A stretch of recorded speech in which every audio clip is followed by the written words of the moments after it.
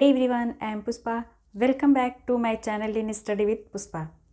Today's topic, placenta previa. Okay. Placenta previa. Placenta previa means when the placenta implanted partial or completely cover the lower uterine segment, it is called placenta previa. Okay. Placenta previa means कि ये implanted partial और completely cover lower uterine segment. Okay, lower uterine segment means कि ये हो गया uterus, ये uterus है तो लोअर सेगमेंट से मीन्स है कि यहाँ पे ये वाला पोर्शन यूटेरस का लोअर यूटेराइन सेगमेंट होगा, मतलब कि नीचे की तरफ. ओके, प्लेसेंटा नॉर्मल यहाँ पे सिचुएटेड होता है अपर साइड में. ये नॉर्मल पोजीशन होता है प्लेसेंटा का, यहाँ पे इम्प्लांट होता है प्लेसेंटा. बट प्लेसेंटा प्रीविया में प्लेसेंटा कहाँ पे इम्प्लांट हो रहा है? वो हो रहा है लोअर यूटेराइन सेगमेंट में. तो लोअर यूटेराइन सेगमेंट में ये पूरा हो गया यूटेरस और ये नीचे का पोर्शन जो है ये सर्विक्स है, ये इसकी ओपनिंग जो है ये सर्विक्स है. तो ये नीचे का जो पोर्शन है यहाँ पे प्लेसेंटा प्रीविया अगर इम्प्लांट हो गया है तो बेबी के बर्थ में भी डिफ़िकल्ट होगा. ये सारी चीज़ें मैं बताऊंगी इंसिडेंस में. तो यही इसका डेफिनेशन है प्लेसेंटा प्रीविया का कि जब प्लेसेंटा यूटेरस के लोअर सेगमेंट में इम्प्लांट हो जाता है तो उसको प्लेसेंटा प्रीविया कहते हैं. Okay, understand. इसमें नेक्स्ट है इंसिडेंस. ओके, इंसिडेंस मीन्स कि देखते हैं कि कितने केसेस में कौन कौन से वुमन को, मल्टीपैरा को या प्रीमी ग्रेविडा को, या फिर कितनी एज में ये प्लेसेंटा प्रीविया के होने के चांसेस होते हैं. ये इंसिडेंस से मीन्स हो गया. इसमें हम ये चीज़ें देखेंगे. ये है इंसिडेंस. ओके, तो इंसिडेंस में क्या क्या होता है? इंसिडेंस में इसमें 3 पॉइंट्स हैं.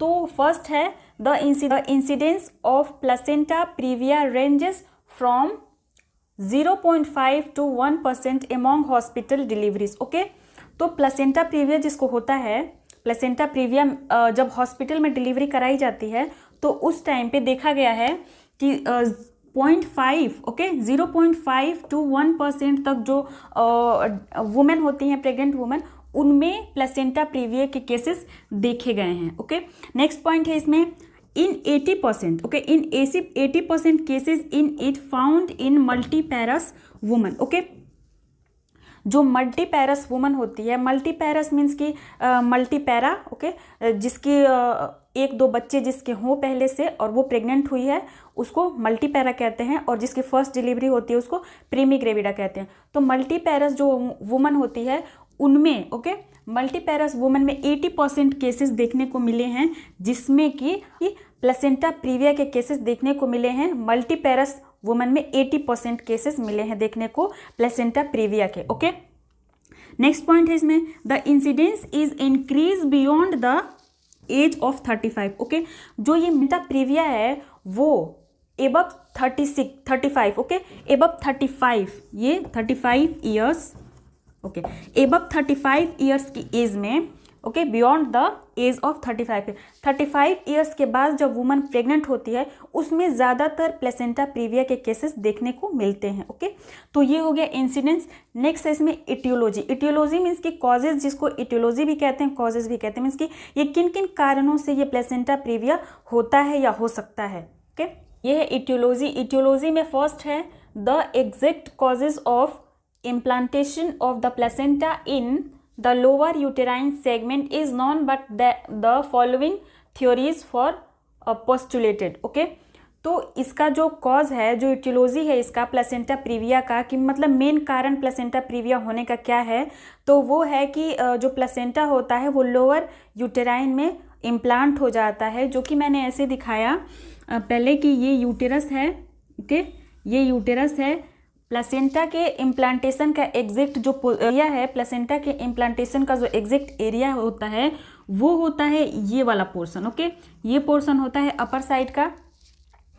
ओके, बट यहाँ से अब प्लेसेंटा यहाँ पे इम्प्लांट हो जाता है, यहाँ से वो अम्बिलिकल कॉर्ड निकलता है और ये फीटस ऐसे यहाँ पे रहता है.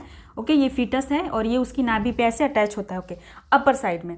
बट यहाँ पे जब इसका जो एग्जैक्ट कॉज है प्लेसेंटा प्रीविया का वो क्या है कि यूटेरस के लोअर सेगमेंट में यहाँ पे प्लेसेंटा प्रीविया, यहाँ पे प्लेसेंटा इम्प्लांट हो जा रहा है। तो यहाँ पे जब प्लेसेंटा इम्प्लांट हो जाएगा तो उसी चीज़ को प्लेसेंटा प्रीविया कहते हैं। इससे बेबी के बर्थ में बहुत सारी डिफ़िकल्टीज आती हैं। ओके, तो ये हो गया। इसमें नेक्स्ट पॉइंट है कि theories. Okay, following theories postulated. तो इसमें कौन कौन सी थियरी है? Dropping down theory. Okay, first theory जो है वो ड्रॉपिंग डाउन थियरी। नेक्स्ट है persistence of chronic activity and the defective decidua and next है big surface area of the placenta. Okay, तो इसमें जो नेक्स्ट कॉजेज हैं उसमें है कि dropping down theory. Dropping down means कि ये नीचे की साइड मैंने बता दिया। नेक्स्ट है इसमें persistence of chronic activity, means कि मन है वो ज़्यादा एक्टिविटी कर रही है, भाग दौड़ कर रही है, मीन्स कि वो प्रेग्नेंट है फिर भी उसकी एक्टिविटीज़ ज़्यादा है। एक्टिविटीज़ से मीन्स है कि ज़्यादा दौड़ना, भागना, कूदना, इस तरह की हार्ड एक्टिविटीज़ करना, तो उसकी वजह से भी प्लेसेंटा प्रीविया होने के चांसेस होते हैं। क्योंकि यह प्लेसेंटा अगर यहाँ पे भी सिचुएटेड है तो ये इसके रप्चर होने के चांसेस होते हैं ज़्यादा, या फिर रप्चर होकर इसमें से ब्लीडिंग होने लगती है, या फिर इसके सरकने का चांसेस, यानी कि अपना जो इसका एग्जैक्ट पोजीशन है वो छोड़ के ये नीचे की तरफ से इधर आने लगेगा। ओके, तो ये कारण हो सकता है। एंड नेक्स्ट है इसमें कि डिफेक्टिव डेसिडुआ। नेक्स्ट है big surface area of the placenta. Okay, big surface area of the placenta means कि प्लेसेंटा होना चाहिए नॉर्मल। ओके, तो नॉर्मल प्लेसेंटा जितना होना चाहिए उससे ज़्यादा बड़ा हो जाता है। ओके, ये प्लेसेंटा इतना छोटा सा है तो बिग सरफेस एरिया मीन्स कि ये इतना छोटा होना चाहिए इसको, तो ये ज़्यादा बड़ा हो गया है। तो ये पूरा इतना एरिया ना करके ये इतना एरिया ले रहा है, तो एक ये भी कारण हो सकता है। ओके, तो ये कंप्लीट हो गया इटियोलॉजी। इसमें नेक्स्ट है कि type of placenta previa.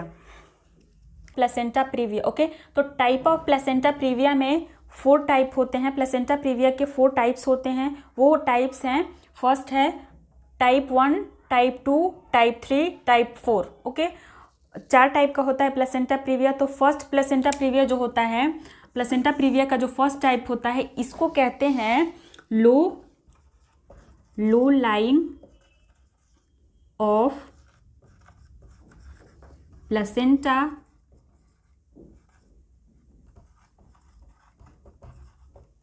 Previa. Okay, जो ये फर्स्ट टाइप होता है इसको कहते हैं low lying of placenta previa. Next जो टाइप 2 होता है, टाइप 2 को कहते हैं मार्जिनल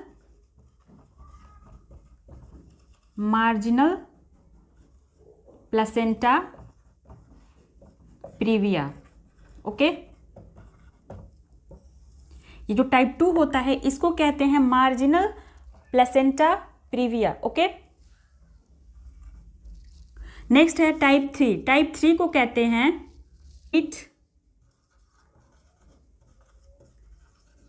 इनकम्प्लीट प्लेसेंटा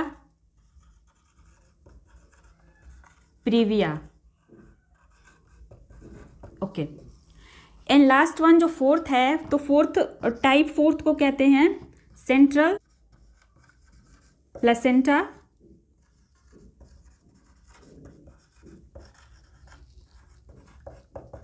ओके, तो ये टाइप 4 हो गया सेंट्रल प्लेसेंटा प्रीविया। तो प्लेसेंटा प्रीविया के 4 टाइप थे। फर्स्ट है type 1, type 2, type 3, type 4। Okay, तो फर्स्ट को कहते हैं टाइप 1 को कहते हैं lying of placenta previa, and next type 2 को कहते हैं marginal placenta previa, and third को कहते हैं इनकम्प्लीट प्लेसेंटा प्रीविया। नेक्स्ट है लास्ट वन फोर्थ जिसको कहते हैं central placental previa. Okay, central placenta previa. तो ये कंप्लीट हो गया प्लेसेंटा का टाइप। ओके, इसमें क्लिनिकल फीचर। ओके, तो क्लिनिकल फीचर में फर्स्ट है वेजाइनल ब्लीडिंग, नेक्स्ट है sudden onset, next causeless and recurrent, and next one है पेनलेस। ओके, उसके बाद क्लिनिकल फीचर के बाद है diagnostic evaluation. Okay, diagnostic evaluation means कि उसको जो प्लेसेंटा प्रीविया उसको डायग्नोज करने के लिए क्या क्या इवेल्युएशन मीन्स कि क्या क्या मूल्यांकन किए जाते हैं। ओके, तो इसमें नेक्स्ट है प्लेसेंटोग्राफी। ओके, डायग्नोस्टिक इवेल्युएशन में फर्स्ट है प्लेसेंटोग्राफी, नेक्स्ट है sonography, next colour ड्रॉपलर flow study, last one है MRI। ओके, तो ये सारी चीज़ें हैं clinical feature and diagnostic evaluation की। नेक्स्ट इसमें है कॉम्प्लिकेशन, ओके, कि प्लेसेंटा प्रीविया से कॉम्प्लिकेशन क्या हो रहा है, यानी सिर्फ मदर को हो रहा है या फीटस को भी हो रहा है या दोनों को कॉम्प्लिकेशन हो रहा है, ये हम देखेंगे जो है। तो कॉम्प्लिकेशन में मैटरनल एंड फीटल दो कॉम्प्लिकेशन होते हैं इसमें, कि मदर को भी कॉम्प्लिकेशन होता है एंड फीटल को भी कॉम्प्लिकेशंस होते हैं। तो वो कितने कौन कौन से कॉम्प्लिकेशंस होते हैं वो हम देख लेते हैं, ओके। तो फर्स्ट है कॉम्प्लिकेशंस में maternal complication and fetal complication, okay. तो ये maternal complication and fetal complication.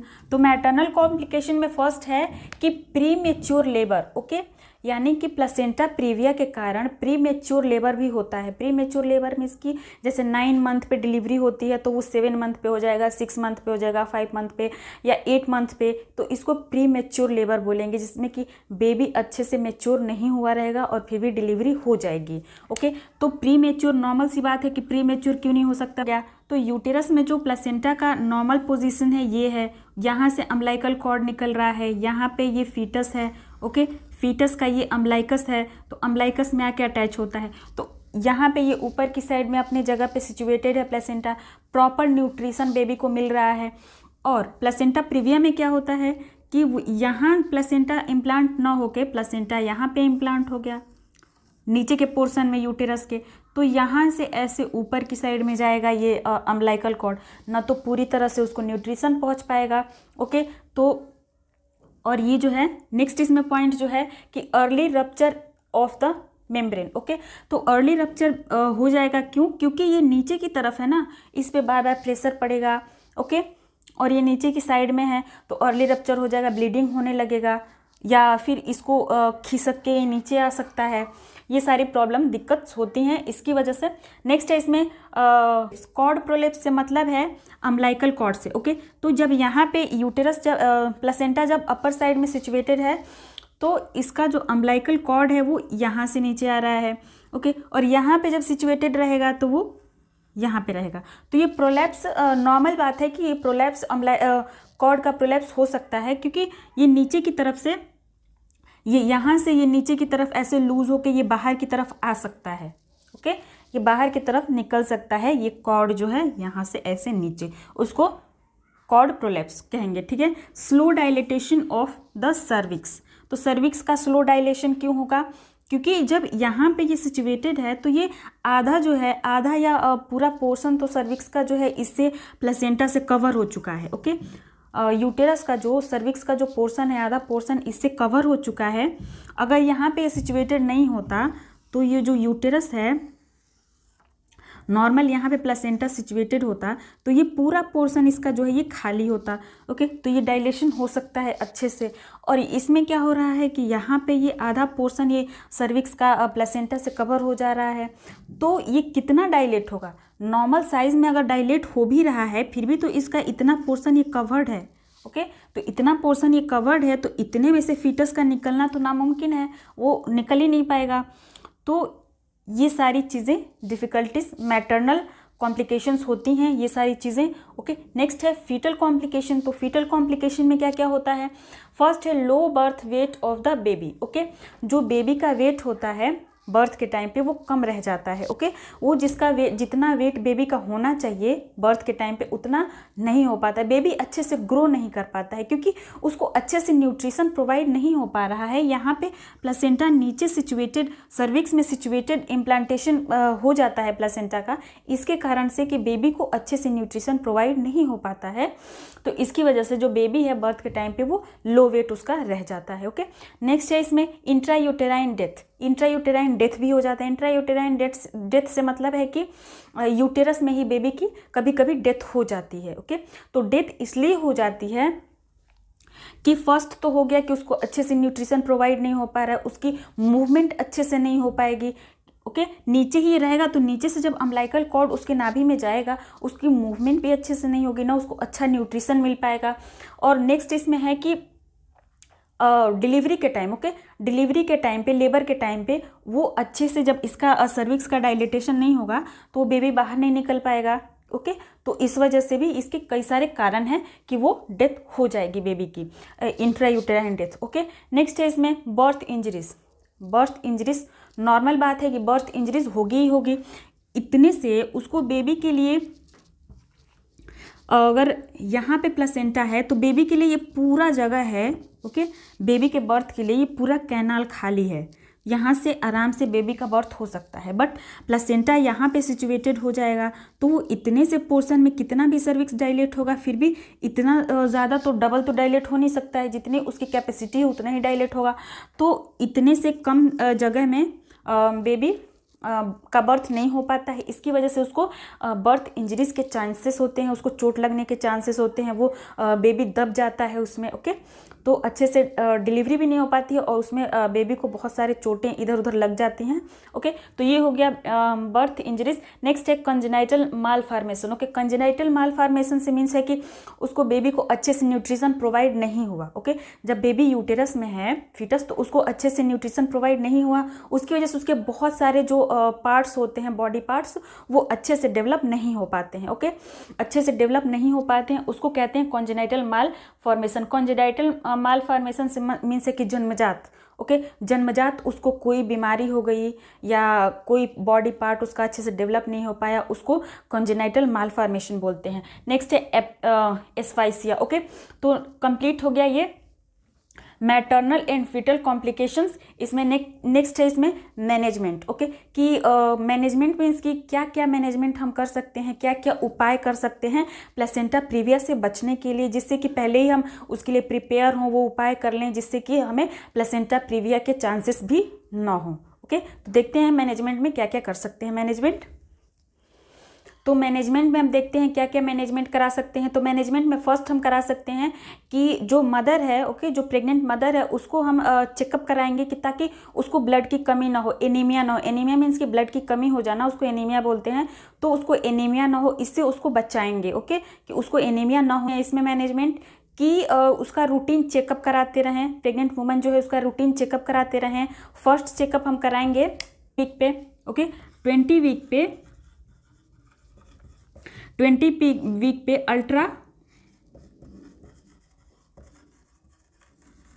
Ultrasound करा के हम उसका एग्जामिनेशन करेंगे, देखेंगे कि क्या प्लेसेंटा प्रीविया है या नहीं है। अगर है तो उसका मैनेजमेंट, मतलब कि हम उसका रूटीन चेकअप कराते रहेंगे, ओके।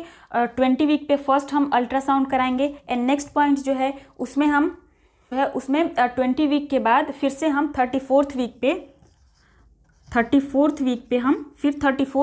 हम फिर से अल्ट्रासाउंड कराएंगे एंड उसका एग्जामिनेशन करेंगे। क्योंकि ये अल्ट्रासाउंड इसलिए हर वीक कराया जा रहा है क्योंकि उसको प्लेसेंटा प्रीविया है, तो उसको हम देखें, तो ये देखने के लिए कि प्लेसेंटा प्रीविया है तो वो जहाँ पे सिचुएटेड है, प्लेसेंटा प्रीविया तो हो गया है, ओके।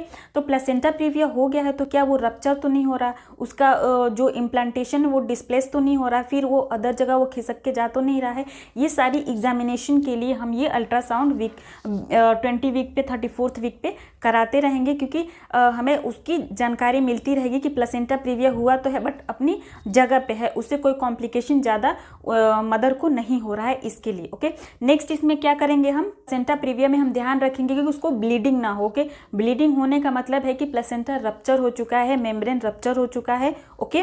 तो ये सारी चीज़ें मैनेजमेंट में हम देखेंगे। ये हॉस्पिटल मैनेजमेंट है, ओके। अल्ट्रासाउंड वगैरह तो हॉस्पिटल में ही होगी, तो ये सारे हॉस्पिटल्स मैनेजमेंट है। नेक्स्ट इसमें हम देखेंगे कि होम मैनेजमेंट हम क्या क्या कर सकते हैं, ओके, कि हमें घर पे हम क्या क्या उसके प्लेसेंटा प्रीविया से बचने के लिए क्या क्या मैनेजमेंट कर सकते हैं। तो देखते हैं होम मैनेजमेंट, ओके।